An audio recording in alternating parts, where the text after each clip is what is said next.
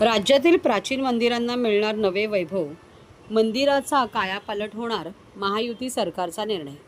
जुन्या जीर्ण मंदिराचा जीर्णोद्धार, राज्यातील 3 मंदिरांसाठी 71 कोटी, महायुतीचा वेगवान निर्णय. 500हून अधिक वर्षापासून जुन्या जीर्ण झालेल्या प्राचीन मंदिराचा कायापालट करण्याचा निर्णय देवाभाऊंच्या महायुती सरकारने घेतला आहे. त्यानुसार राज्यातील 9 पैकी 3 मंदिरांच्या जीर्णोद्धारासाठी MSRDCने 71 कोटी रुपयांच्या 5 निविदा काढल्या आहेत.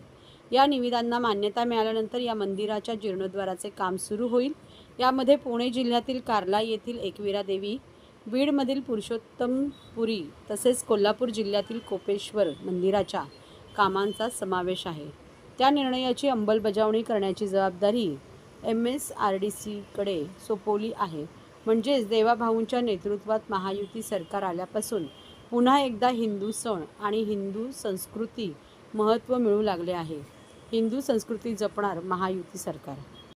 500हून अधिक वर्ष जुन्या जीर्ण झालेल्या प्राचीन मंदिरांचा कायापालट करण्याचा महत्त्वाचा निर्णय देवाभाऊंच्या महायुती सरकारने घेतला आहे.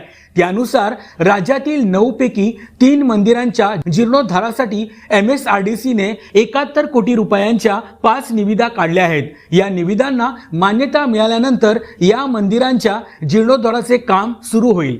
यामध्ये पुणे जिल्ह्यातील कार्ला येथील एकविरा देवी, बीडमधील पुरुषोत्तमपुरी तसेच कोल्हापूर जिल्ह्यातील कोपेश्वर मंदिरांच्या कामांचा समावेश आहे. या निर्णयाची अंमलबजावणी करण्याची जबाबदारी MSRDCकडे सोपवली आहे.